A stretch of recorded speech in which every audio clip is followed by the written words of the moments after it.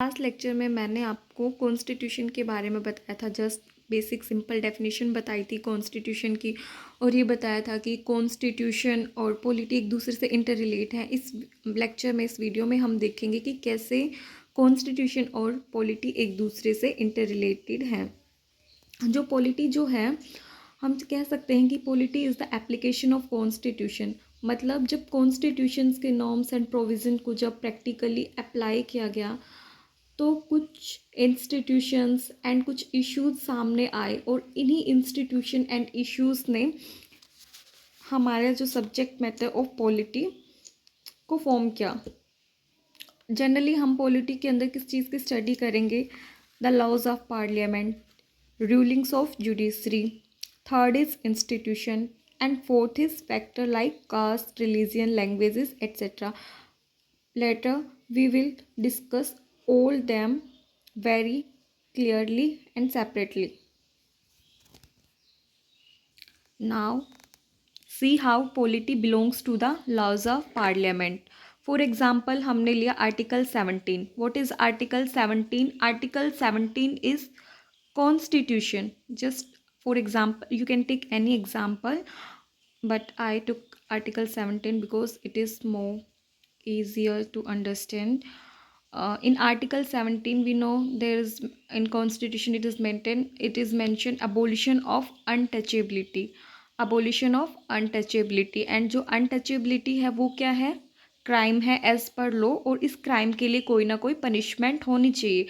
But constitution में ये mention नहीं है कि, बिकॉज अनटचेबिलिटी भी बहुत से टाइप की हो सकती है, ज़रूरी नहीं, क्योंकि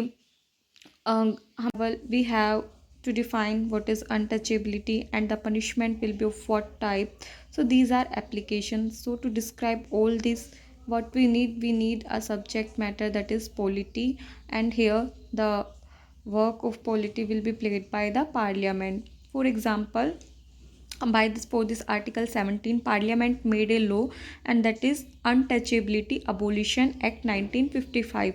What is it in this act? This act defined the meaning of untouchability, and for what kind of untouchability, what kind of punishment will be given is mentioned in this law.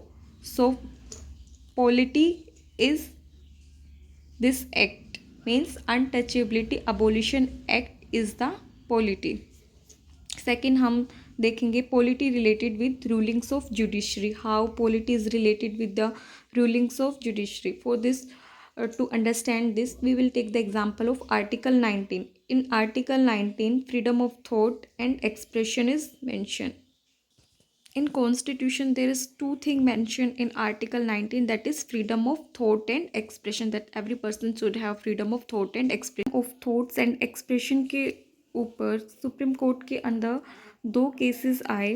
First is the Indian express newspaper case 1985, और second is the gulab Nabi Azad case. हमें ये पता होना चाहिए कि जो Indian express newspaper case जो था, ये फ्रीडम ऑफ प्रेस के लिए था, और गुलाब नबी आज़ाद जो केस जो था वो था इंटरनेट को एक फंडामेंटल राइट डिक्लेयर करने के लिए.